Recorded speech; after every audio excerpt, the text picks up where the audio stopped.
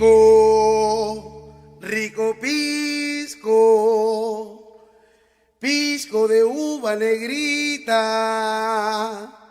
pisco, rico pisco, pisco que la pena quita, ay, pisco, rico pisco. Mi primer contacto, por ejemplo, con el pisco es cuando mi abuelo me saca a pasear de la Victoria hasta el centro de Lima para que vea el ferrocarril central. Y cuando salíamos, entrábamos a un local que después ya supe que era el Cordano, pero entraba a ese local y decía una pasteurina para mi nieto y su pan con jamón. Y a mí mi pan con jamón con mi pisco. Entonces, ese fue el primer contacto auditivo de lo que mi abuelito tomaba el pisco. Y mi abuelo decía, el pisco se bebe a besos. No es cuestión de tomar y tomar y tomar, sino beber a besos. Me di cuenta de que no solamente es cuestión de tener dinero, sino también trabajar por una pasión.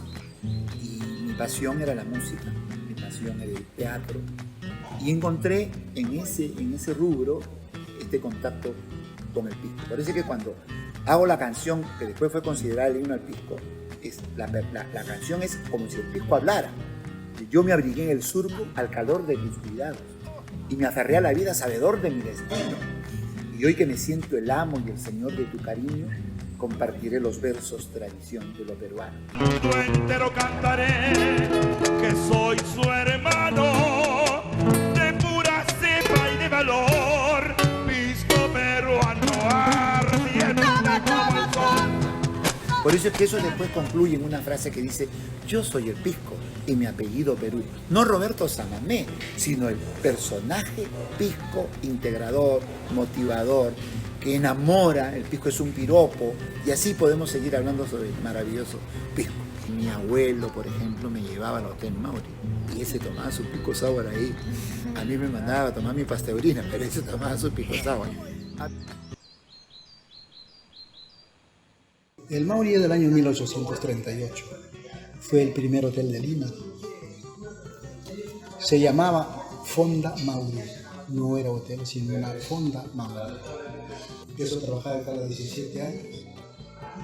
Me gustó este lugar. Trabajé al lado de dos maestros mucho mayores que yo. Aprendí de ellos y he atendido a muchos, como Fernando Belaúnde Terry, un caballero. He atendido al príncipe Juan Carlos, a Hemingway, a la Bachelet, la presidenta. El 2002, el primer sábado de febrero, yo soy invitado a radioprogramas por don Raúl Vargas, de RPP, que es un gran amigo mío. Él me dice: Lori, tú eres uno de los barman más antiguos de Lima y estás trabajando en el hotel más antiguo del Perú. Vamos a declarar el Día del Pisco Sour Nacional. Lo único que tú tienes que hacer, Eloy, es el primer sábado de febrero venir a la radio, traer todos tus ingredientes y dar las medidas oficiales de la preparación del pisco sour. ¿Sí? De ese año, primer sábado de febrero de 2002, nosotros celebramos el Día del Pisco Sour Nacional a nivel de todo el país y hoy a nivel del mundo. Mi motivación es seguir contribuyendo, seguir aportando un granito de arena más para que nuestra juventud, que hoy están en institutos, en universidades, estudiando la hotelería, se continúe.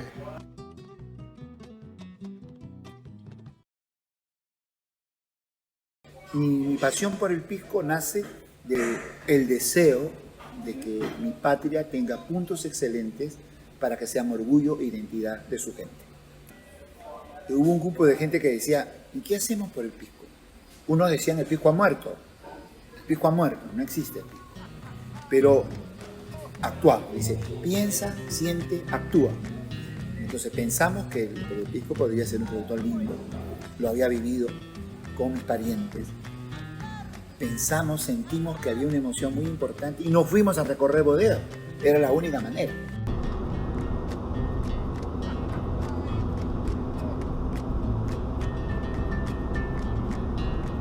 Buscar al pisco en su hábitat, donde se producía el pisco.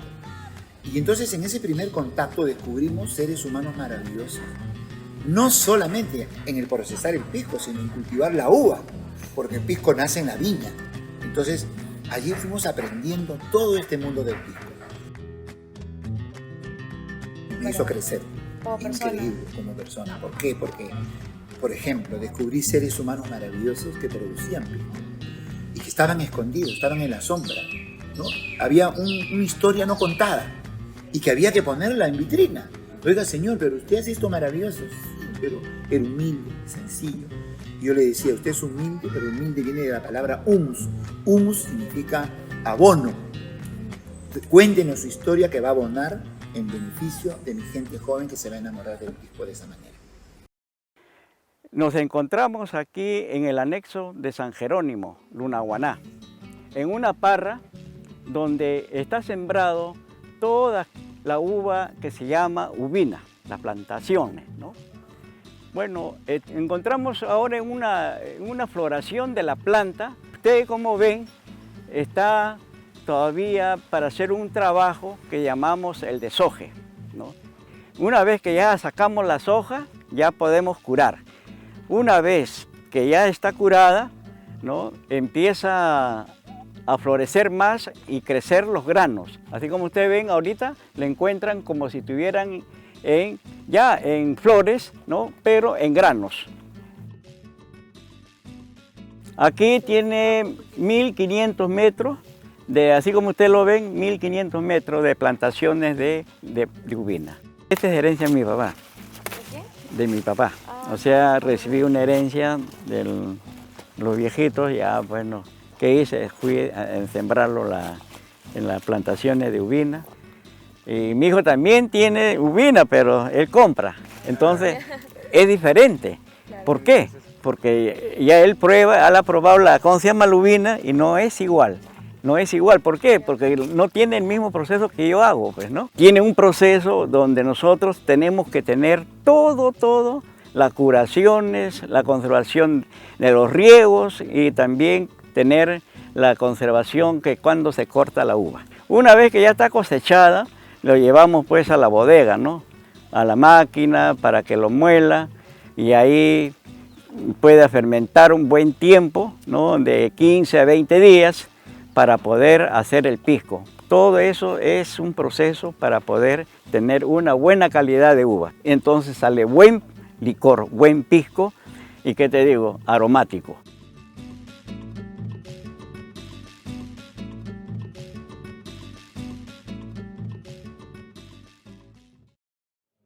Estamos en un incendio sabroso.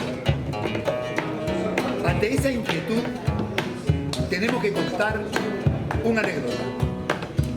El personaje Pedro Manuel el Griego. El lugar Villa Valverde, Ica, Perú. El tiempo 1613.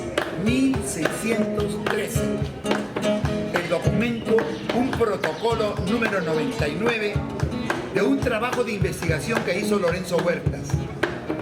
En el año 1986 se buscaba el porqué de la denominación de origen Pisco, tomando como referencia el pueblo, el puerto de Pisco. Y encontraron este protocolo número 99, que dice así: redactado por el escribano Francisco Nieto entre los años 1613 y 1620. Este era un testamento de Pedro Manuel el Griego. Pedro su nombre, Manuel su apellido.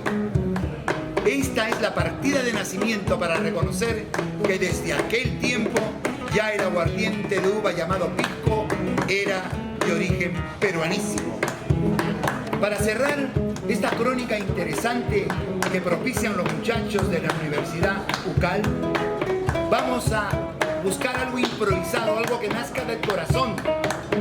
Y Digna Pérez, cuando viajaba anoche en el bus que la traía del norte, me entregó un documento que más o menos el texto dice así, y con esto vamos a cerrar. No hay boda sin ajuar blanco ni marinera sin pisco. La marinera los bordones que están en este momento improvisando Javier, nos permite decir así para despedir este incendio sabroso.